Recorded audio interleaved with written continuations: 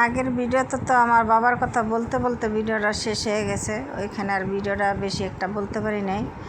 আমার বাবা 2024 সালে অসুস্থ হয়েছিল, হঠাৎ করে কাশি, তারপর হসপিটালে নিছে 3-4 বার করে হসপিটালে ভর্তি ছিল, গ্রিন লাইফ হসপিটালে ভর্তি ছিল ধানমন্ডি। তো এখানে ভর্তি থাকতে থাকতে আব্বার চিকিৎসা করতে করতে তখন হঠাৎ করে অনেক টেস্ট করতে পরে যে ধরা পড়ছে ফুসফুসি ক্যান্সার। তো ফুসফুসি ক্যান্সারের জন্য অনেক কিছু করা হয়েছে, যে ইন্ডিয়া নিয়ে যাবে, তখন আর ওই যে ভিসা দেয় না, এই জন্য আর আব্বার ইন্ডিয়া নিতে পারে নাই। আর বাংলাদেশে সব জায়গাতেই আব্বারে নিয়ে গেছে, আহসানিয়াতে, তারপর গুলশানে, তারপর বনানী, তারপরে অন্য বিভিন্ন হসপিটাল, যত হসপিটাল আছে সব হসপিটালে আমার আব্বার টেস্ট করাইছে। তারপর আমার আব্বার চিকিৎসাগুলি করাইছে আমার 2টা ভাই, 3টা ভাই মিলে আমার বাবারে যথেষ্ট পরিমাণ 30-35 লাখ টাকা আমার বাবার পিছে ব্যয় করছে। তারপরে আমার বাবারে বাঁচাইতে পারে নাই। হঠাৎ করে আমার বাবা কেমোথেরাপি যখন দিছে, তখন আমার বাবা সুস্থই ছিল।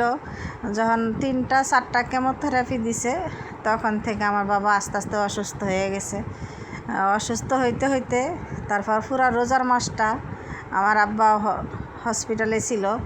ডক্টর সময় দিছে 1 বছরের, কিন্তু 1 বছরও ছিল না, 7 মাসের মাথায় আমার আব্বা না ফেরার দেশে চলে গেল। চিকিৎসা দিছে আমার আব্বা গ্রিন লাইফ হসপিটালে আসিল, নিউ লাইফে আসিল, তারপরে ইয়াতে আসিল। নিউ লাইফ হসপিটালেই আমার আব্বার লাস্টে দিয়ে মারা গেল। আর ল্যাবেট ক্যান্সার হসপিটালে ছিল 1 মাসের মতন, ওইখানে ছিল। বিভিন্ন হসপিটালে 15 দিন, 10 দিন, 12 দিন এরকম করে থাকতে পরে ল্যাবেট ক্যান্সার হসপিটালে ছিল, ওইখান থেকে নিউ লাইফে ট্রান্সফার করছে। নিউ লাইফে 1 মাস থাকার পরে আমার আব্বা একটু সুস্থতা হয়েছে পরে দেশে গেছে ঈদ করতে। ঈদের দেশে যাইয়াই আমার আব্বা বেশি অসুস্থ হয়ে পড়ছে। অসুস্থ হয়েছে পরে সবচেয়ে বেশি কষ্ট হইতো আমার আব্বার শ্বাসকষ্ট। ওই শ্বাসকষ্টটা হইলেই আমার আব্বা বেশি দুর্বল হয়ে যেত। তখন আমার আব্বারে নিয়ে আসছে রাত্রের 1টার সময়। ডক্টররা ইয়াতে ঢুকানোর পরে বলতেছে যে উনি 24 ঘন্টার মধ্যে যদি রেঞ্জ হোস করে তাহলে উনি ভালো হইতে পারবে, বা 2-1 দিন থাকবে। আর উনি যদি জ্ঞান ফিরে তাহলে 2-1 দিন থাকতে পারবে, নাইলে বাঁচানো সম্ভব না। তারপর আমার বাইরে অনেক যথেষ্ট পরিমাণ চেষ্টা করছে, ওইখানে ডক্টররা পর্যন্ত অনেক চেষ্টা করছে, কিন্তু যে আল্লাহর বিধান, যারে ডাক দেয় ওরা তো যাইতেই হবে, যাইতে হবে ওই দেশে।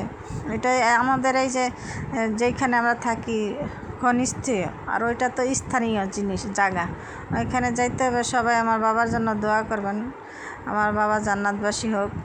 সবাই আমার বাবার জন্য বেশি বেশি করে দোয়া করবেন, যেন জান্নাতুল ফেরদৌস আল্লাহ দান করে। সবাই ভালো থাকবেন, সুস্থ থাকবেন, আমাদের জন্য দোয়া করবেন।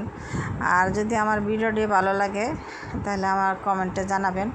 আজকে যখন একটা দুর্ঘটনার কথা শুনলাম, তখন বেশি কষ্ট আমার লাগছে। তারপর দেখি আমার মন খারাপ হয়ে যাইতেছে, পরে আমি যদি বেশি কষ্ট পাই পরে আমার মন খারাপ করে থাকবে।